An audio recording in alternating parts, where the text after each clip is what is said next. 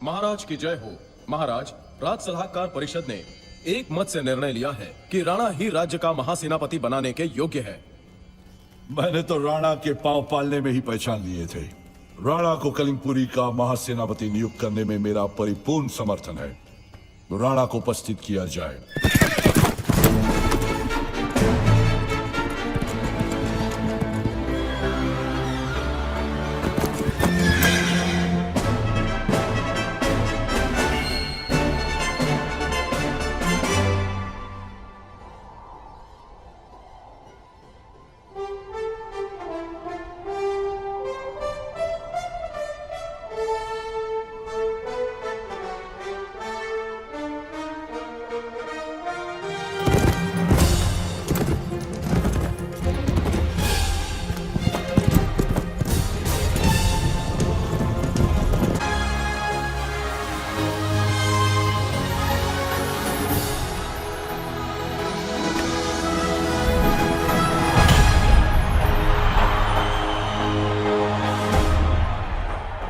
आओ राणा आओ। आज से राणा रणविजय कलिंगपुरी का महासेनापति है। ये घोषणा करते हुए मुझे गर्व है। जो आज्ञा महाराज।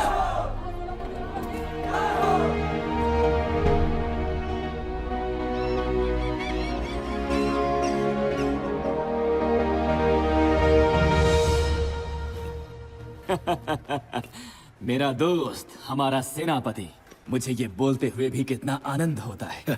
मुझे विश्वास है कि तुम राज्य की कमजोरियां तो दूर करोगे, मगर क्या तुम्हें पता है हमारे राज्य की असली ताकत क्या है? आओ तुम्हें दिखाता हूं।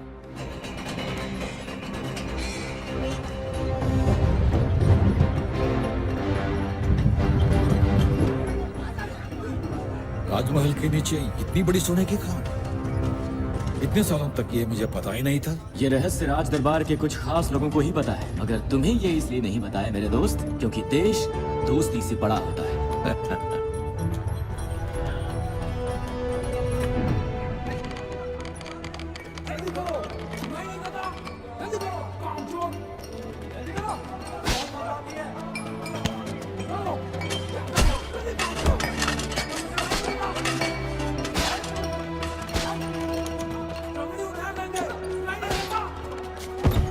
जिन्हें तुम देख रहे हो ये हमारे युद्धबंदी हैं, और इन सभी युद्धबंदियों में कोट्टईपट्टिनम के युद्धबंदी सबसे ज्यादा है। इनकी वजह से ही हमारे राज्य का धन बढ़ा है।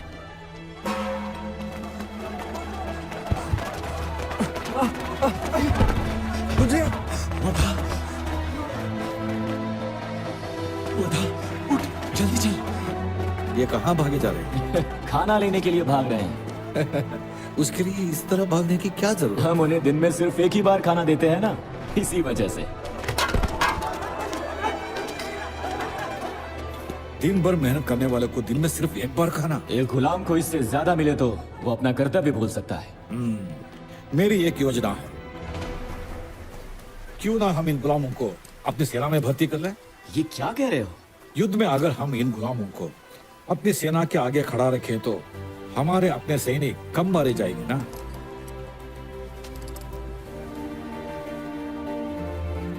हमारी सेना बड़ी हो जाने से हम दुश्मनों को आसानी से हराकर उनकी समृद्धि अपनी समृद्धि में शामिल करके और अधिक समृद्ध हो सकते हैं ना।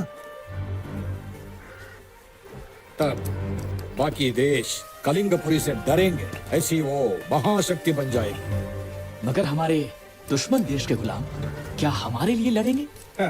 दिन में एक बार खाने के लिए भाग सकते हैं, तो 3 बार के लिए तो वो कुछ भी करेंगे। मैं महाराज से आज्ञा ले लूंगा। तुम अपना काम शुरू कर दो। धन्यवाद।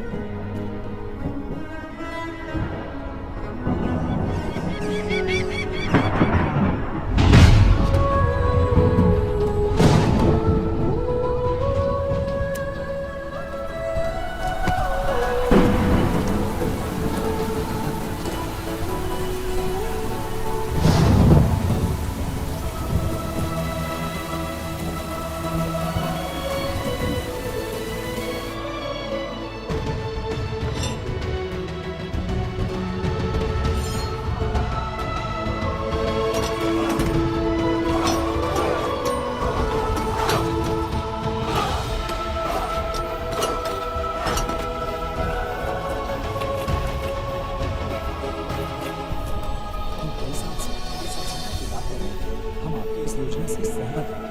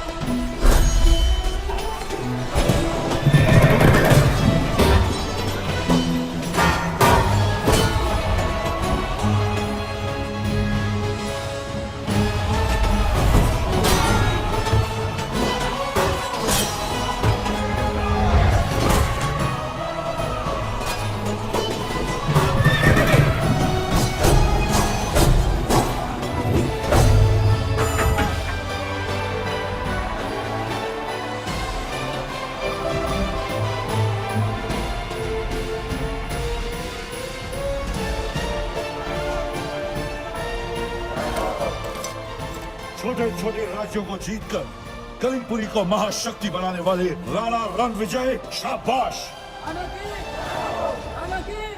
आज से ये शाही हार तुम्हारा हुआ। तुमने हमारे सिंहासन की बुलंदी को कई गुना बढ़ा दिया है राणा। तुम्हें क्या इनाम दिया जाए, बताओ। कोट्टई पट्टिनम।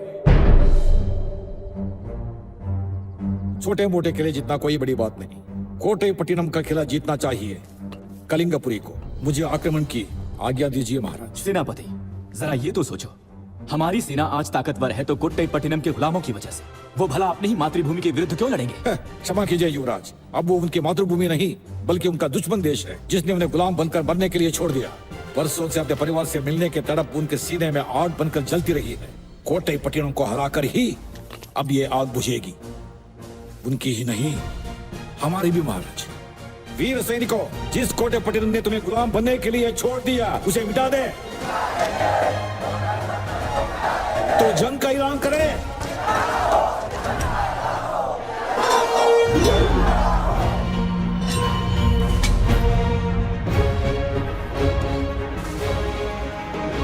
कोट्टईपट्टिनम को जीत ले।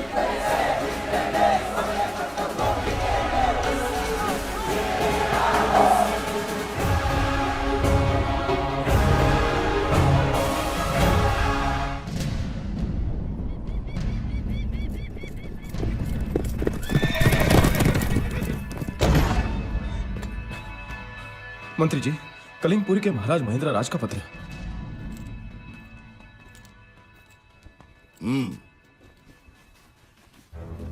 कोट्टईपट्टिनम के महाराज रिपुदमन को हमारा नमस्कार। वो शुभ दिन जिसकी हम बड़ी उत्सुकता से प्रतीक्षा कर रहे थे, आखिर वो आ पहुंचा है। हमारी सेना आपकी सेना से युद्ध करने के लिए तैयार है, इसकी मैं गर्व से घोषणा करता हूं।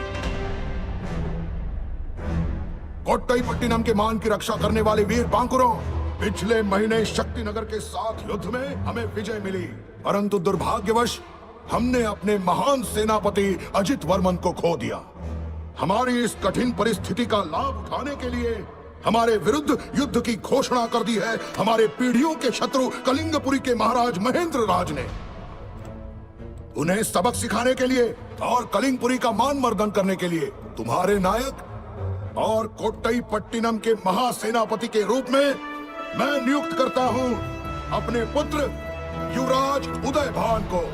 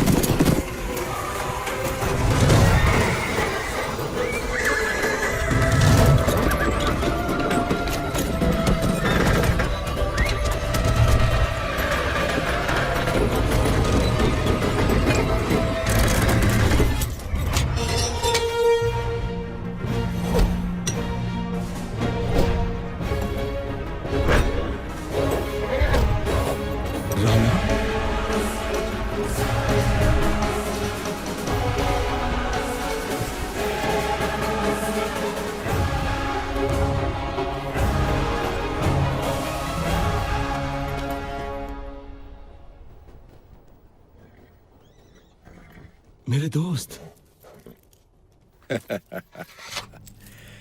कितने साल हो गए मेरे दोस्त।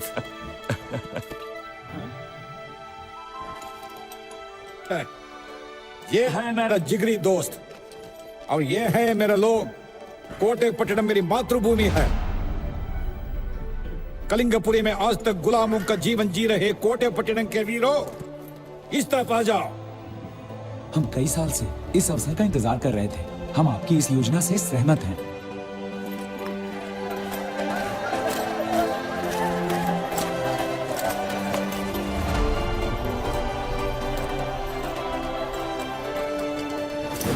कलिंगपुरी के वीरों, हम तुम पर हमला नहीं करेंगे क्योंकि तुम हमारे साथ यहाँ तक आए हो। तुम सब अपनी मातृभूमि को लौट सकते हो, कायरों की तरह नहीं, शर्म से भी नहीं। तुमने 15 साल से गुलाम बने योद्धाओं को आजाद कराया है, इसलिए सीना तान कर तुम अपने देश जा सकते हो। बिना युद्ध किए कलिंगपुरी को पराजित कर देना, ये तो जैसे सपना सच हो गया। उस महान योद्धा की ऋणी है ये धरती। महाराज, युवराज उस महान योद्धा के साथ पधार रहे हम हैं। प्रसन्न हुए। सभा में शांति रहे।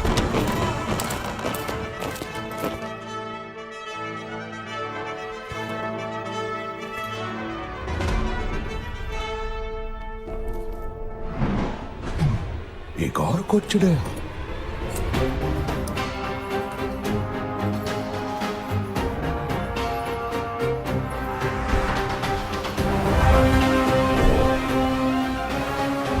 है वो महान योद्धा पिताश्री, राणा रणविजय। प्रणाम महाराज।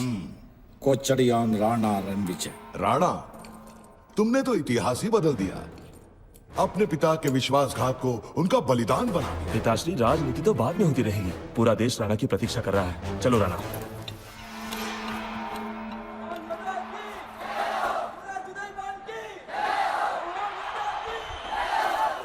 आज के इस उत्सव का कारण है कोचड़ियान राणा रणविजय। मेरा राणा? राणा, तुम हमेशा मेरे साथ रहोगी ना? हाँ वदना। अपने बचपन के दिन भूलना राजा की फितरत नहीं, इसके लिए पूरा देश इसका ऋणी है।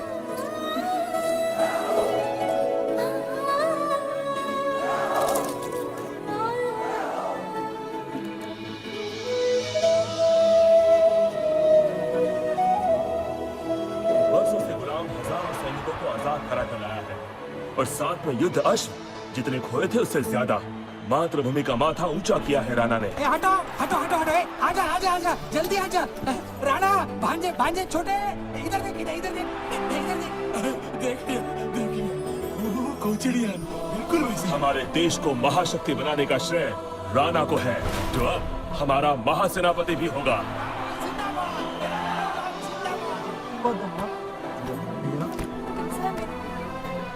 हाँ, मिल लो। कितना खुशी का मौका है, इतने साल के बाद मिल रहे सब लोग। वही जान है तुम राजा जैसी। ए भांजे छोटे, कैसे तुम? भैया, तेरी छोटी बहन यमुना। भैया, ये तेरा आशीर्वाद ले ले। कैसी है तू? मैं बिल्कुल ठीक हूँ। तुम दोनों को एक साथ देख के कितनी खुशी हो रही है। बचपन में तुम दोनों भाई एक साथ लापता हुए थे, लौटे तुम अकेले। तुम्हारा भाई धर्मा कहाँ है? भैया कहाँ है? मुझे भी पता नहीं मामा जी। कोई बात नहीं भांजे, तुम्हारी तरह तुम्हारा बड़ा भाई भी अचानक एक दिन लौट आएगा। माँ कहाँ है? परिवार टूटने से माँ का दिल ऐसा टूटा कि वो दुखी मत हो, जो हो गया भूल जाओ। अंत भला तो सब भला। अंत नहीं मामा जी, ये तो अभी आरंभ है।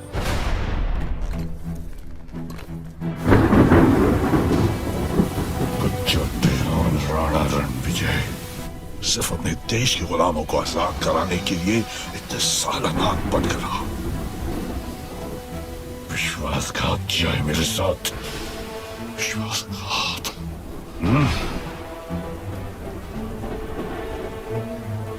वीरभद्र उसने एक दोस्त को दुश्मन बना लिया है। एक नया युद्ध छेड़ा है उसने। आज से ये युद्ध मेरे और राणा के बीच है।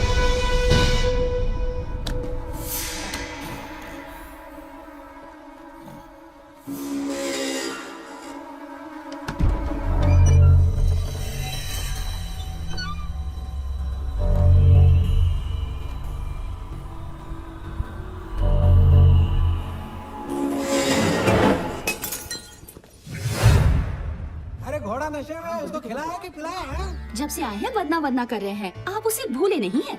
तुझे क्या परेशान? उठिए और आइए मामा जी। अरे उठो तो आपने आओ। तो खा पी लिया होगा ना? क्या कहा? अरे घर आने वाले को खाने का पूछते हैं और तुम पूछ रहे हो खा लिया होगा? दिमाग तो ठीक है? मेरा मतलब पी लिया अरे होगा। अच्छी शराब थी, इसका मतलब ये नहीं कि दिन भर पी जाए। नाश्ते में पी थी। अब रोते क्यों मामा जी? दुख दबा कर रखने से दिल टूट जाता है। अरे टूटी तो गई है, यही तो रोना है। क्या? मूर्ति, मुझे एक मूर्ति बनाने का काम मिला था, एक महान योद्धा की, बिल्कुल तेरी तरह। मैंने मूर्ति बना भी ली, मगर टूट गई। किसने तोड़ी? इन्होंने खुद तोड़ी होगी नशे में। नहीं नहीं नहीं, जाने दो मामा जी, आप दूसरी बना लेना। अभी इसी बात कैसे बना लो? इतनी जल्दी किस लिए? ग्राहक आता ही होगा। मूर्ति नहीं मिली तो मार मार के मेरे अंदर से मूर्ति निकालेगा। मेरी जान बच सकती है। मूर्ति खरीद कौन रहा है? हाँ, राजकुमारी जी। वदना देवी? हाँ, मैं उनसे पेशी भी ले चुका हूँ, तभी तो फंसा हूँ। अगर तू मेरे कारखाने में आ सकता है आधे घंटे, नहीं 2 घंटे के लिए आए तो मेरा काम बन सकता है। आखिर भी मैं क्या करूँ? कुछ नहीं करना है, तुझे एकदम चुपचाप खड़ा रहना है, बिना हिले डुले, मूर्ति की तरह। उनकी पेशगी लौटा दीजिए। लौटा देता होती तो तू मुझे उधार भी दे दे तो वो लेने को तैयार नहीं होगी तेरे प्यारे। मगर बेचारे बाबा के खातिर कुछ देर के लिए आ जाएगा तो तेरा क्या जाएगा? ये नहीं हो सकता। तू नहीं चाहता मैं सलामत रहूं? आप सलामत कब रहे हैं मामा जी? ठीक है, जाने दो। अब तो पिटाई से बचने का एक ही रास्ता है, कौन सा रास्ता? आत्महत्या। तब निडर होकर जाइए मामा जी, मैं आपके साथ हूँ। किस लिए? मेरी चिता जलाने के लिए? अच्छा, कोशिश करना कि मुझे ज्यादा गर्मी न लगे। हाय, कोई तो रोको मुझे।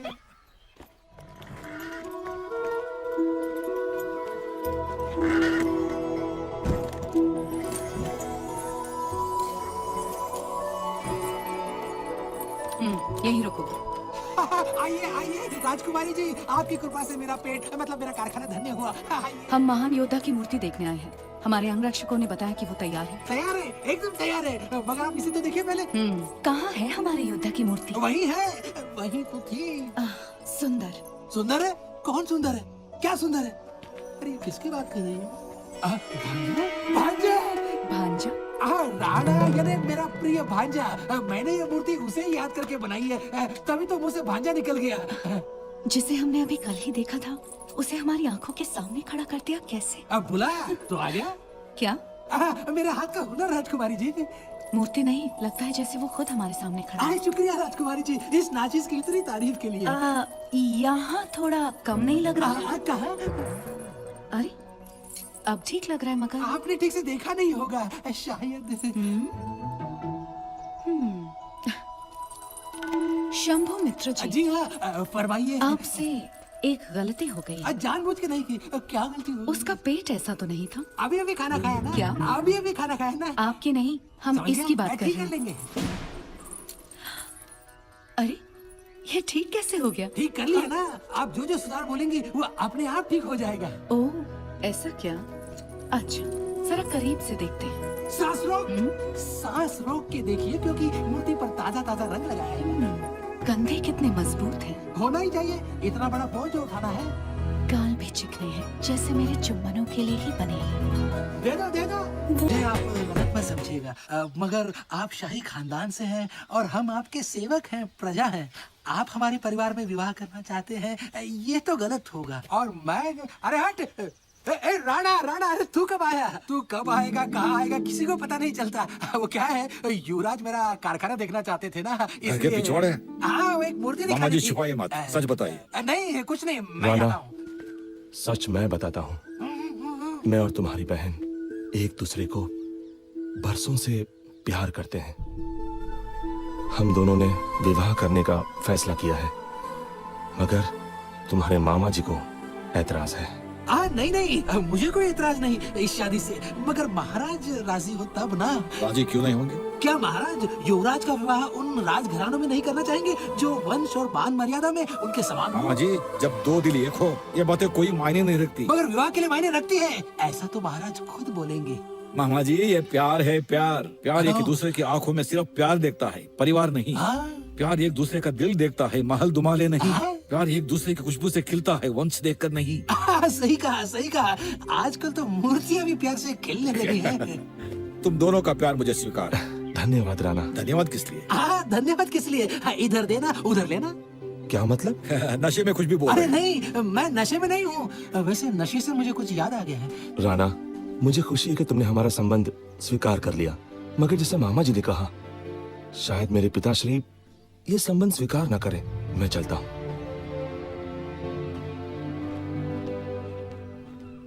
ये यमुना, क्या उसे अपनी आंखों से ही विदा देगी? नहीं भैया, मैं उन्हें विदा नहीं दे रही हूँ, मगर जैसा उन्होंने कहा, अगर महाराज को हमारा संबंध।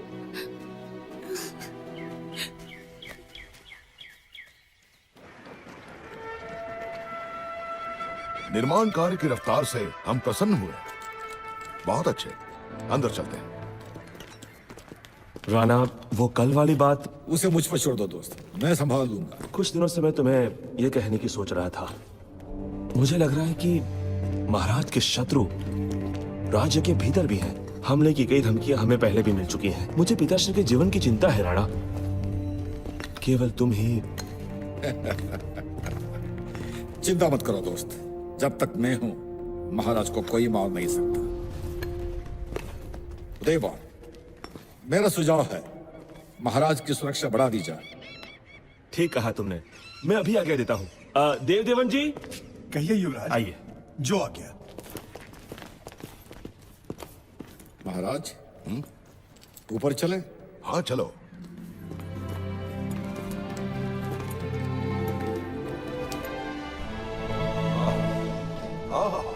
कोट्टईपट्टिनम का सौंदर्य देखकर मुझे रोमांच हुआ है।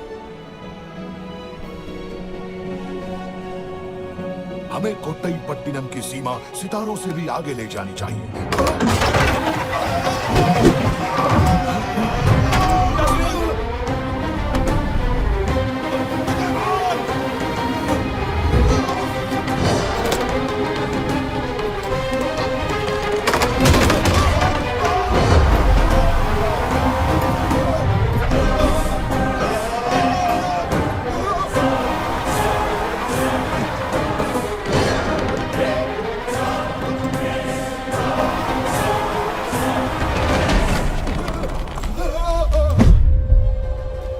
कुछ नहीं हुआ है।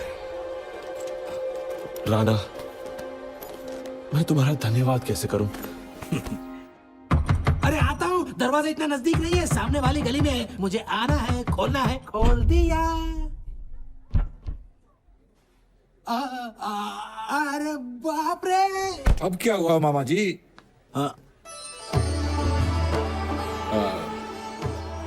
प्रजा के द्वार पर महाराज, आपने आज्ञा दी होती तो मैं खुद हाजिर हो जाता। आइए, पधारिए। ये मान सम्मान किस लिए महाराज? तुमने अपनी जान की बाजी लगाकर महाराज और युवराज दोनों की प्राण रक्षा की। इसलिए तुम्हें धन्यवाद देने के लिए हमारी ओर से एक छोटी सी भेंट। अंदर ले आओ।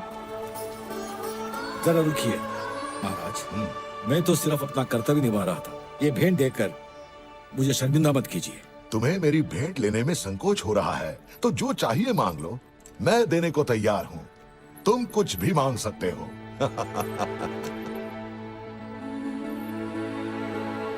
मुझे युवराज चाहिए, मेरे परिवार के लिए दामाद, मेरी छोटी बहन यमुना के लिए पति।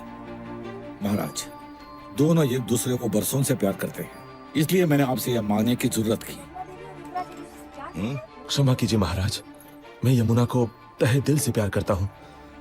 अब युवराज से यमुना देवी विवाह करेगी तो राजकुमारी हो जाएगी क्या? आगे से राजकुमारी परिवार करेंगे क्या?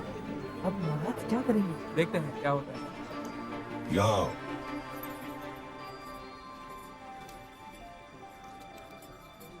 किससे, कब, कहाँ, क्या मांगना है, ये तुम अच्छी तरह जानते हो राणा। चतुर हो। मगर अपने वचन से फिर नहीं सकता कोट्टईपट्टिनम का महाराज।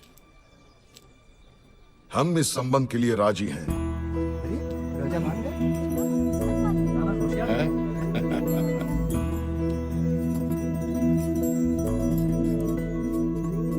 राजवंश से, इसलिए उदयभान ने आज से अपना युवराज पद खो दिया है। उदयभान ने इस सिंहासन का उत्तराधिकारी और मेरे बाद कोट्टईपट्टिनम का महाराज होने का अधिकार भी खो दिया है। यह मेरी घोषणा है।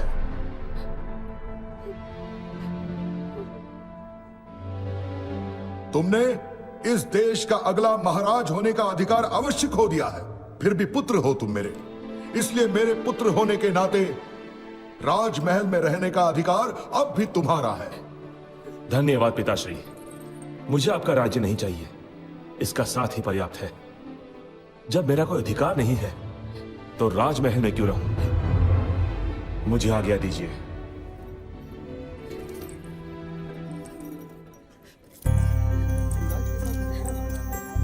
यमुना, बेटी यमुना, यमुना।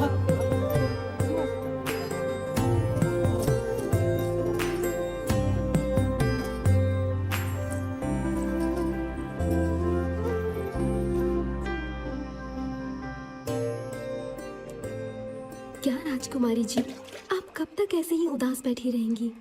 पता नहीं मैत्री, मुझे दुखी होना चाहिए अपने भाई के राजमहल छोड़कर जाने के लिए, या खुश होना चाहिए कि पिताश्री ने जैसे भाई के प्यार को स्वीकार कर लिया वैसे ही मेरे प्यार को भी स्वीकार कर लेंगे। नहीं जानती। राजकुमारी जी, राणा की बहन राजवंश से नहीं थी, तो महाराज ने जैसे युवराज को अलग कर दिया, हो सकता है आपको भी अलग कर दें? पिताश्री ऐसा मेरे साथ कभी नहीं करेंगे, और किया भी तो क्या, मेरा जीना मरना राणा के साथ ही है। मैंने ये बहुत पहले ही तय कर लिया था। मुझे इस फैसले से कोई नहीं दिखा सकता।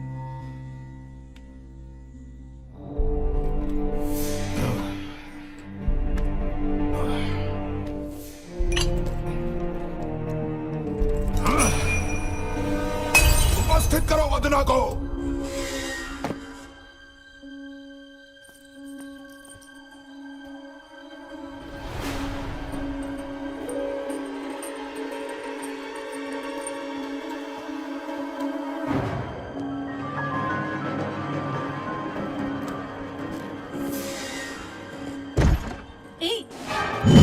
कौन है वो? पकड़ो उसे। राजमहल का कोना कोना छान मारो।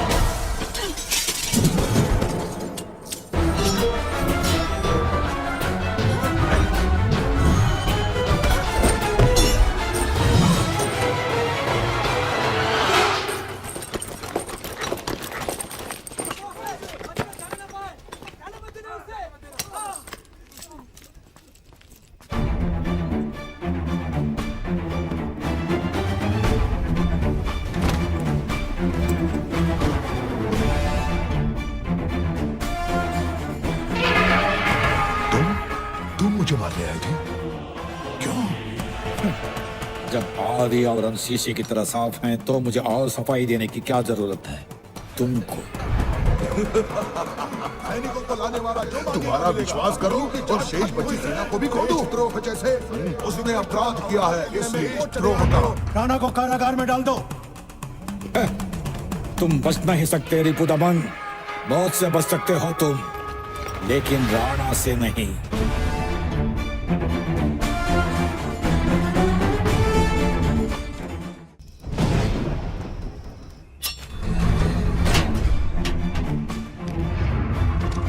तंत्र मंत्र तो सब कर दिया आपने, अब बताइए मेरी कुंडली क्या कहती है? महाराज, आपकी कुंडली में दोष है मगर प्राण घातक नहीं, परंतु आपकी पुत्री की कुंडली में जो दोष है उससे आपके जीवन पर संकट आ सकता है। क्या? उस संकट को टालने के लिए कोई पूजा पाठ है? यदि इस माह के अंत से पहले राजकुमारी का विवाह अष्टम ग्रह में जन्मे किसी राजकुमार से हो जाए तो आपका जीवन बच सकता है। बस इतना ही? देवदेवन जी महाराज। जो राजघराने वंश और मान मर्यादा में हमारे समान हो, उनमें राजकुमारी के लिए वर देखो। कुल के गौरव के अनुकूल संबंध होना चाहिए। जो आज्ञा महाराज। परंतु राजकुमारी के दिल में तो राणा बसा हुआ है, फिर वो। व्यर्थ की बात मत करो। जिसने उसके पिता की हत्या करने का प्रयास किया उसके बारे में वो सोच भी कर।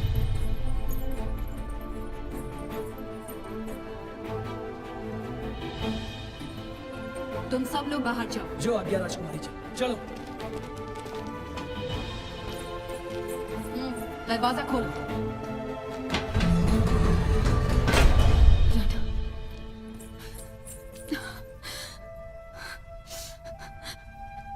क्यों क्यों राणा, क्यों मेरे पिताश्री को मारने आए थे? गलत नहीं, तुम्हें बताना गलत नहीं है। कई बरसों से एक इंतकाम की आग मेरे सीने में दधक रही है। तुम मेरी हमदम हो, तुम्हें यह बताना गलत नहीं होगा। कोचड़िया मेरे पूज्य पिताश्री, जितने महान योद्धा उतना ही शानदार उनका जटाधारी रूप। प्रजा के दिल में राजा से भी अधिक प्रिय सेनापति, लोगों का दुख दर्द समझने वाला शूरवीर, शिव भक्त थे पिताश्री। हर शिवरात्रि अपने घटीले शरीर और लंबी जटा के साथ जब वो तांडव करते तो प्रजा को साक्षात शिव के अवतार लगते। उनका ये आनंद तांडव देखने पूरा नगर आता।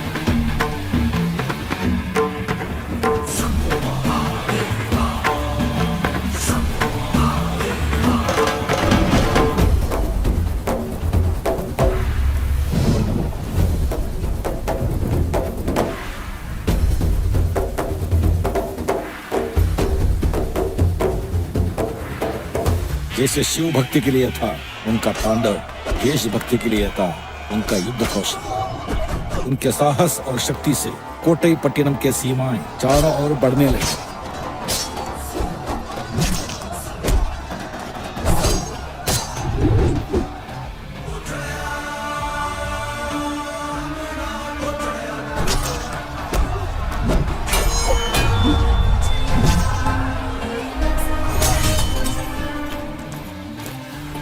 उनको मिलने वाला मान सम्मान लोगों के दिलों से निकलता था। प्रजा उन्हें इतना प्यार करती थी।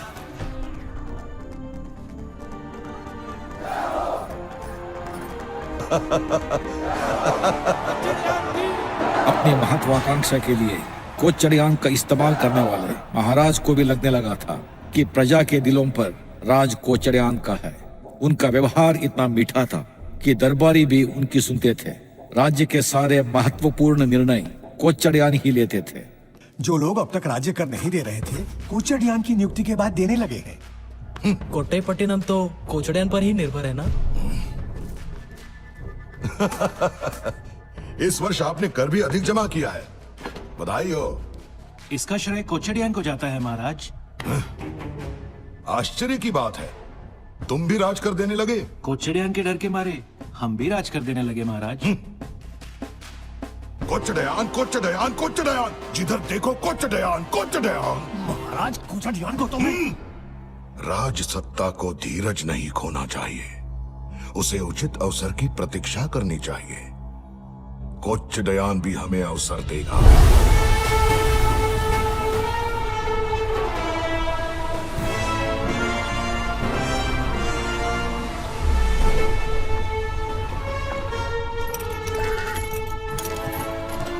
कोटई पट्टिनम के सेनापति मेरे पिताश्री सेना को और ताकतवर बनाने के लिए अपने सैनिकों के साथ पारस देश से घोड़े और हथियार खरीदकर वापस लौट रहे थे।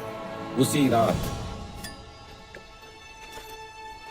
कोचड़ियान का जहाजी बेड़ा नजदीक आ रहा है, तैयार हो जाओ।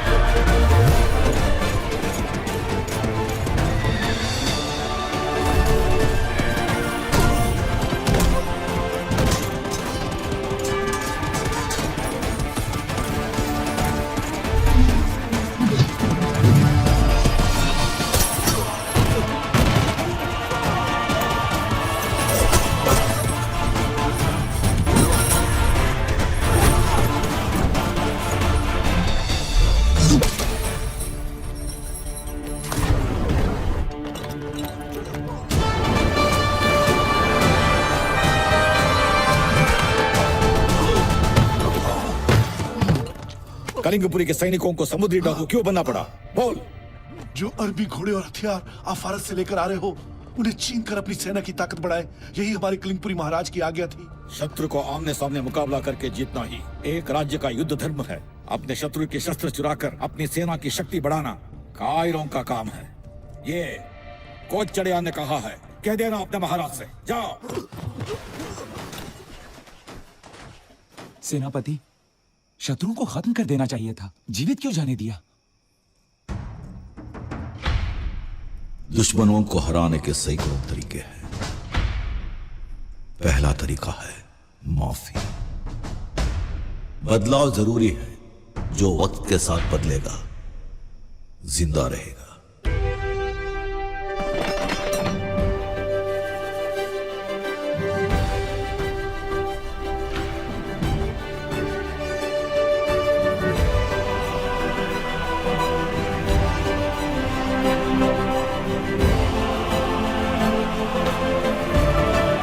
हुक्म देने वाला हुक्म देता है, रास्ता दिखाने वाला साथ देता है।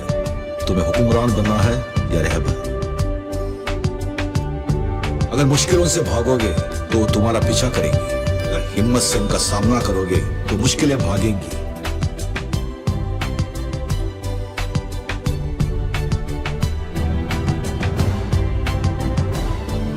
गुस्से में काबू रखो। जो गुस्से में उठता है वो हार के बैठ जाता है। दोस्तों, ये भी गुजर जाएगा। सेनापति, सेनापति। मैं आनंद के सागर में तैर रहा था अपने परिवार के साथ। कलिंगपुरी के सैनिकों को खदेड़कर हमारे सैनिक भोजन करके सोने चले गए हैं, मगर आपने अभी तक भोजन नहीं किया, इसीलिए इस जहाज के सैनिक प्रतीक्षा कर रहे हैं। मैं तो अपनी पत्नी को भी मेरी प्रतीक्षा नहीं करने देता, तो तुम लोग क्यों बिना खाए बैठे हो? वफादारी और सम्मान दिल के लिए रहने दो, पेट के लिए नहीं।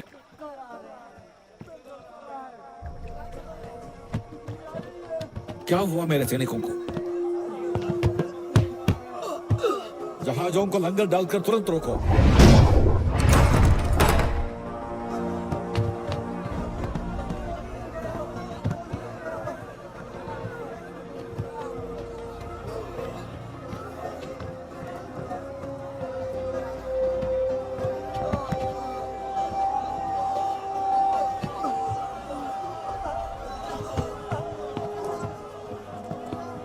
वैद्यराज, क्या हुआ इन्हें? कलिंगपुरी के सैनिकों ने हमारे भोजन में विष मिला दिया है सेनापति।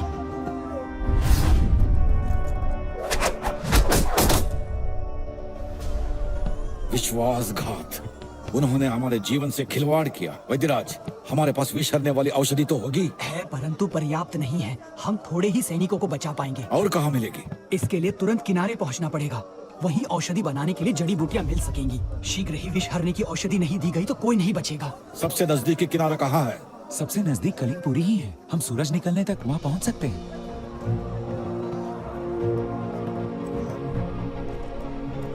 सारे जहाजों को कलिंगपुरी की तरफ मोड़ दो।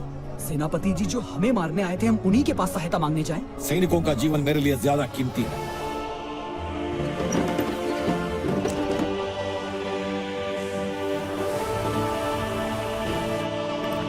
महाराज, कोचडियन अपनी सेना के साथ हमारी ओर बढ़ रहा है।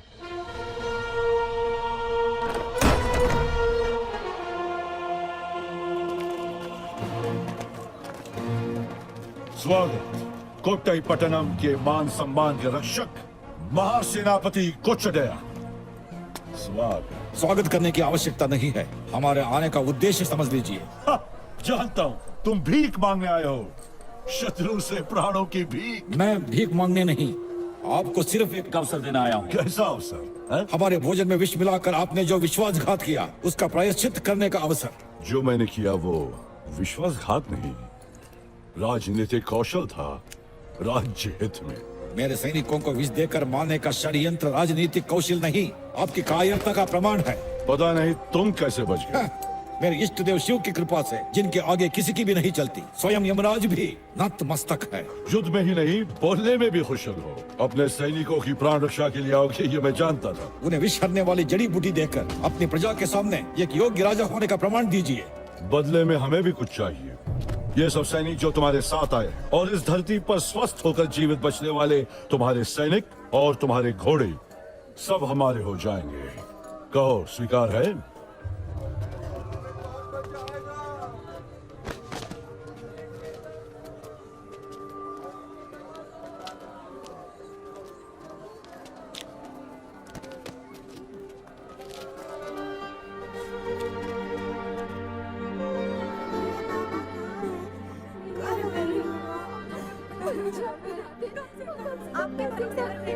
अब मैं क्या करूं?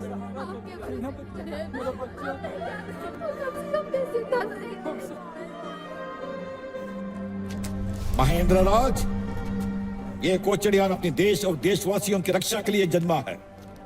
आपकी इच्छा के अनुसार मैं अपने सारे सैनिकों को यहाँ छोड़कर जाने को तैयार हूँ, लेकिन मेरी एक शर्त है। क्या है वो शर्त? मेरे सैनिकों को आप गुलाम की तरह नहीं, वीर सैनिक की तरह रखेंगे। मैं वचन देता हूँ। मगर ये मत सोचिएगा कि ये हमेशा के लिए है। मैं इन्हें छोड़कर जा रहा हूँ इस विश्वास के साथ कि एक दिन आऊंगा और इन्हें छुड़ा कर ले जाऊंगा। आता हूँ।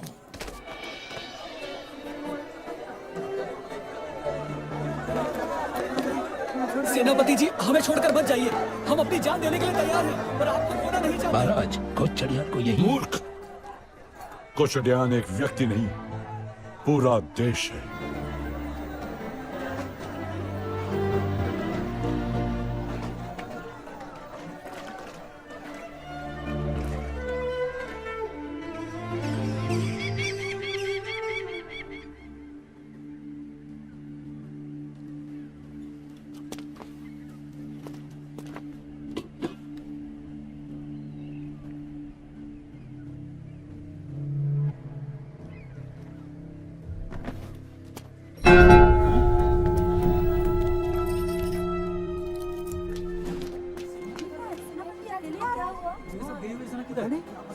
वीरों, आज अभी इसी समय हमारी सारी सेना को तैयार करो। कल हमें कलिंगपुरी पर आक्रमण करना है।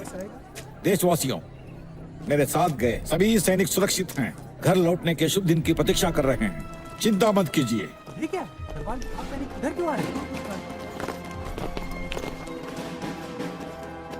सेनापति जी, महाराज ने आपको बंदी बनाकर उपस्थित करने की आज्ञा दी है। क्यों बंदी बनाया जा रहा है? क्या गलती है? वही मुझे समझ में नहीं आ रहा। आओ चलते हैं। ए, राणा, रुक जा। धर्मा, जल्दी करो। धर्मा।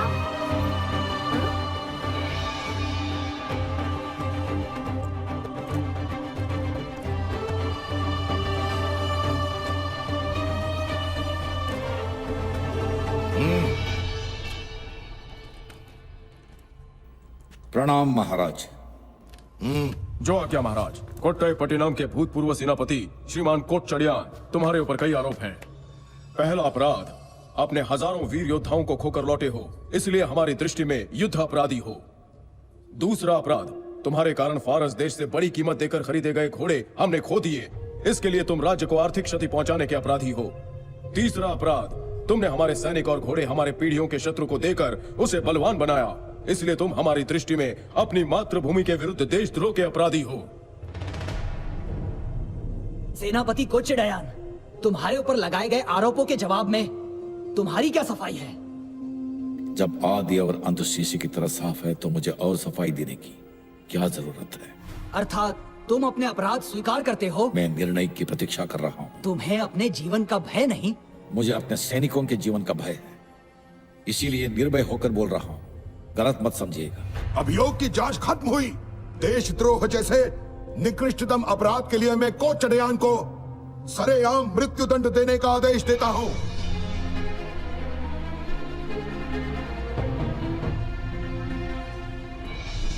मैं आपका मृत्युदंड तहे दिल से स्वीकार करता हूं, लेकिन मुझे एक अवसर और दिया जाए। किस लिए? हमारी सेना लेकर अपने सैनिकों और घोड़ों को छुड़ा कर लाना चाहता हूं। तुम्हारा विश्वास कर लूं और शेष बची सेना को भी खो दूं? मैं इतना मूर्ख नहीं हूं। तुम पहले ही मेरा विश्वास खो चुके हो। कल तुम्हें मृत्युदंड दिया जाएगा।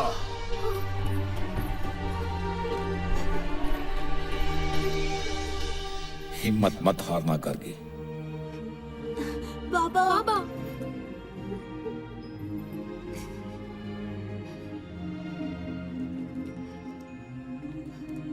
धर्मा, हमारे कुल की परंपरा रही है अपने प्राण देकर भी अपने देश और महाराज की रक्षा करना।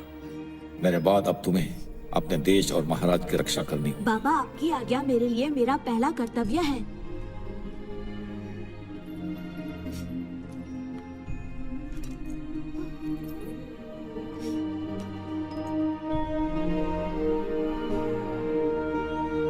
सबसे खास बात, कलिंगपुरी में जो सैनिक इस उम्मीद से इंतजार कर रहे हैं कि मैं एक दिन आकर उन्हें आजाद करूंगा, उन्हें वापस लाना तुम्हारा पहला कर्तव्य है।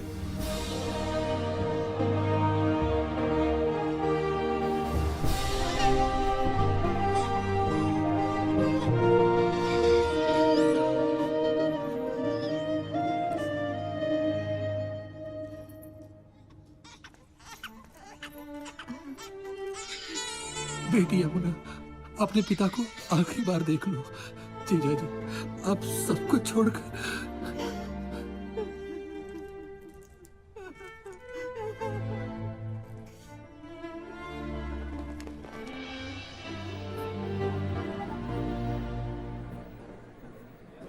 हमारी सेना शत्रु देश में जान के लिए लड़ रहे हैं। यहाँ जरा हटिए, मुझे जाने दीजिए। बच्चों का प्रवेश वर्जित है। ये कोचड़ियन के बच्चे हैं, इन्हें जाने दो। धन्यवाद। आओ राणा, धर्मा। कोट्टईपट्टनम के महाराज, दंड देने के पहले प्रजा को बताइए कि मेरे पति ने क्या अपराध किया है जिसके लिए उन्हें मृत्यु दंड दिया जा रहा है। उसके बाद दंड दीजिए। उसने अपराध किया है देशद्रोह का। देशद्रोह? सुना देशवासियों, प्रजा के प्राणों की रक्षा करना देशद्रोह है। हमारे सैनिकों को प्राण रक्षा के लिए कलिंगपुरी में छोड़ दिया, इसके लिए मेरे पति को मृत्यु दंड? यानी उन वीर सैनिकों के परिवारों और प्रियजनों की खुशी का ख्याल करना देशद्रोह है। सही बोल रही है। कोई गलती नहीं है। कल कोई उन्हें आजाद कराकर वापस ले आता है तो क्या उन्हें स्वीकार किया जाएगा? अवश्य, वे सैनिक इस देश की संपत्ति हैं। उन्हें स्वीकार करने के लिए उनका जीवित होना आवश्यक है, मानते हैं ना? यही मेरे पति ने किया तो अपराध हो गया। बिल्कुल सही बात। गांधी के इस सवाल का जवाब जरूर देना चाहिए। आज वो अपराध है, कल कोई उन सैनिकों को आजाद करा कर लाएगा, तब देखेंगे। कोई उन्हें वापस लाता है तो क्या मेरा पति वापस आ सकता है? क्या आप उन्हें मृत्यु से वापस ला सकते हैं? सैनिकों को लाने वाला जो मांगेगा मिलेगा। आपका जीवन मांगा तो? महाराज कैसे बात करते हैं? ले जाओ इसे यहाँ से। छोड़ दो मुझे भी उनके साथ मार डालो।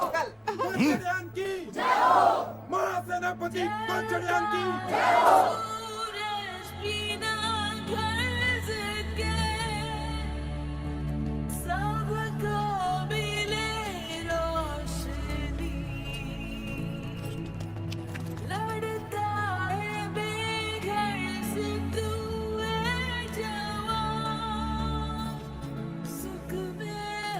बाबा कहाँ जा रहे हैं?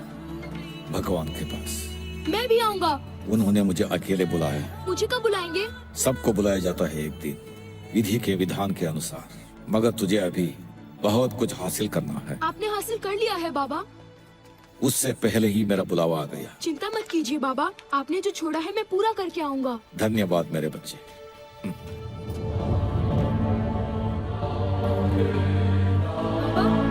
बाबा, बाबा,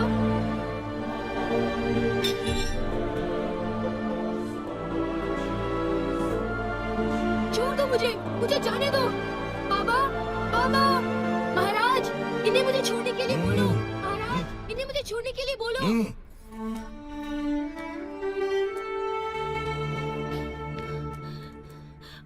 पापा अपना ख्याल रखना।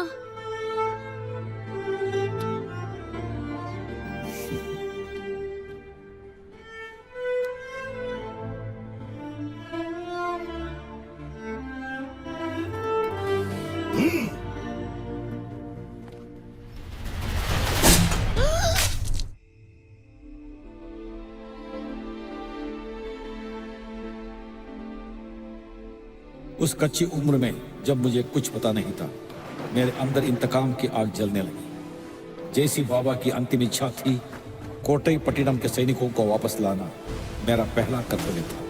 इसके लिए मुझे कलिंगपुरी जाना ही था।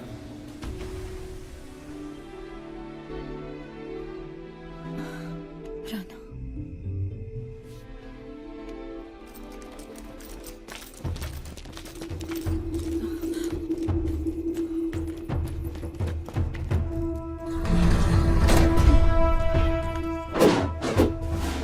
मेरी बेटी को अलग करने की कोशिश कर रहा है। दिन में सपने देख रहा है। मैं दिन में सपने नहीं देखता, वो सच नहीं होते।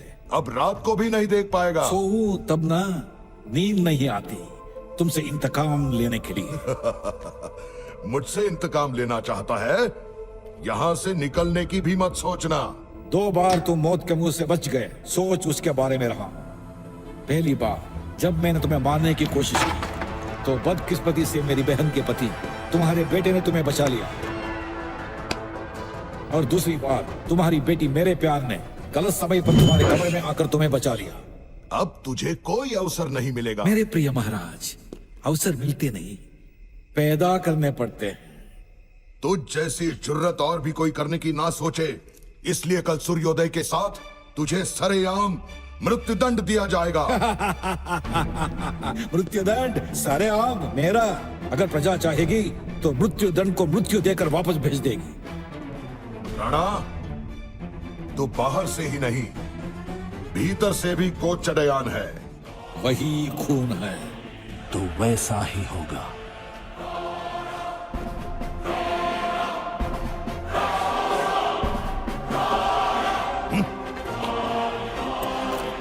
इसकी पहरेदारी के लिए सैनिक हटा लो और खूंखार जानवर रख दो।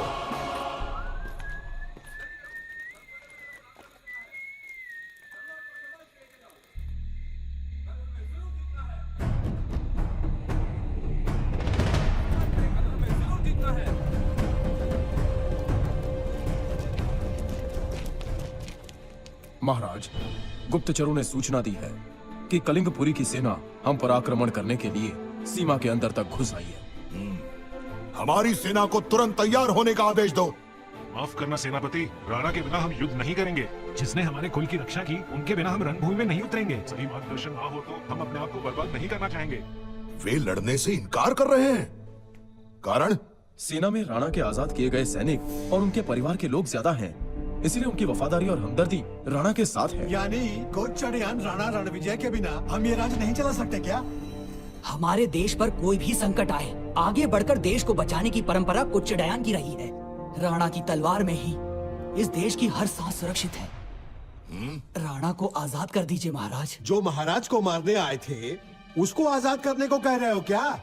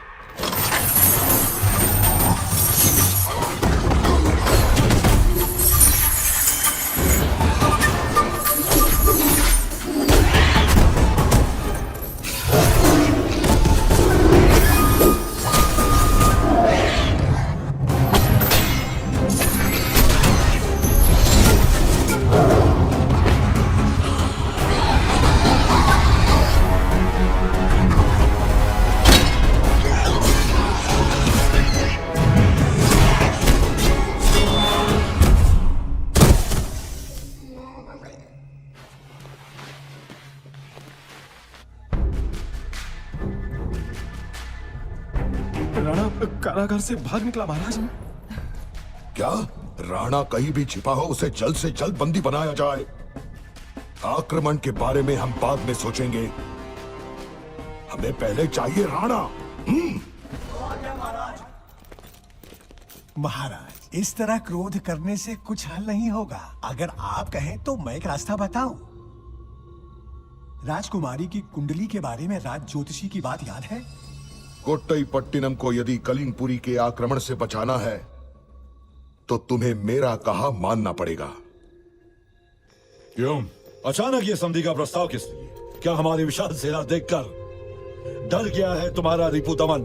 उन्हें राज्य के भीतर गृह युद्ध का डर अधिक है बजाय बाहर के आक्रमण के, इसीलिए संधि चाहते हैं। कैसे? क्या देंगे? कितनी धरती, कितना धन? धरती और धन देकर संधि नहीं, अपनी पुत्री का हाथ आपके पुत्र के हाथ में देकर संबंध करना चाहते हैं।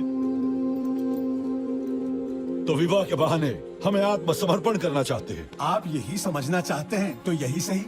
वीरभद्र, तुम्हारा क्या निर्णय है? यदि मुझे राणा रणविजय देने को तैयार हो तो मुझे सब स्वीकार है। एक और विशेष बात, विवाह दोनों देशों की सीमाओं के बीच में होनी चाहिए।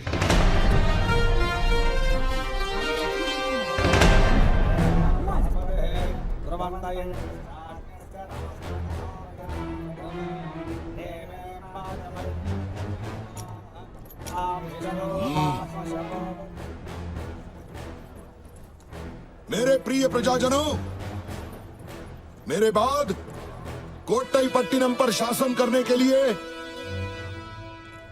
अपनी पुत्री वदना को अपना उत्तराधिकारी बनाने की घोषणा में हृदयपूर्वक दोनों राज्यों के सामने कर रहा हूं।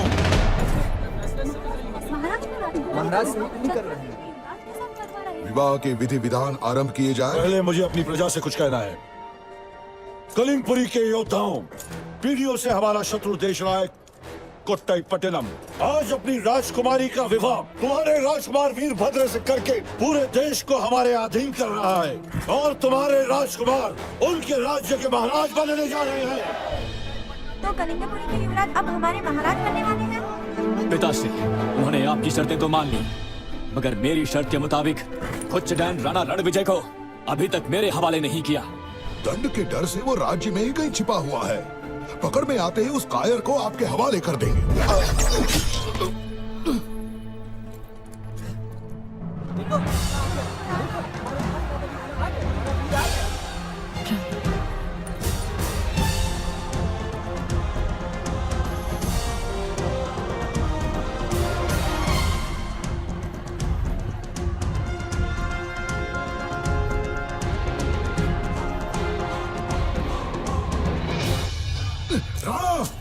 तुरंत आत्मसमर्पण कर दो, ये राजा क्या है? प्रजा के बिना ना कोई राज्य होता है ना राजा। राजा वो नहीं जो बंजर धरती पर राज करे, प्रजा के दिलों पर राज करे, वो होता है महाराज। मैं महाराज हूँ या नहीं इसका निर्णय करने वाला तू कौन होता है?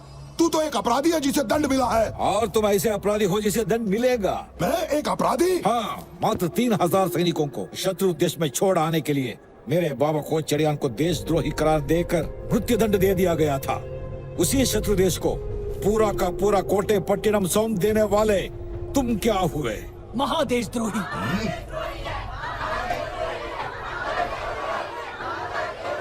बस करो नाटक, तेरा नाटक खत्म हुआ।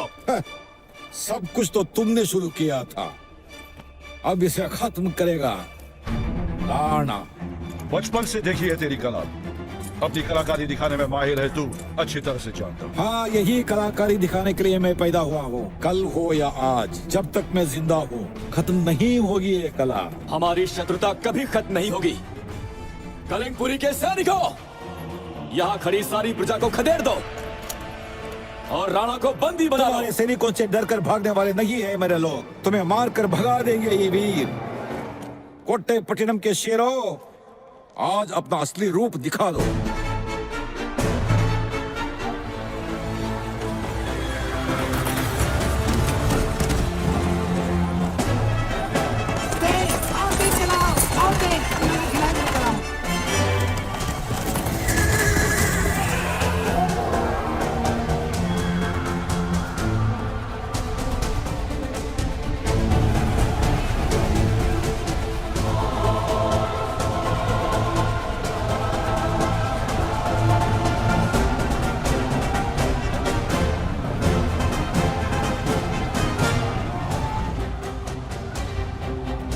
यहाँ से चलिए राजकुमारी जी। देखी मेरे देश की रथ गज अश्व और पैदल सेना। शंभो महादेव।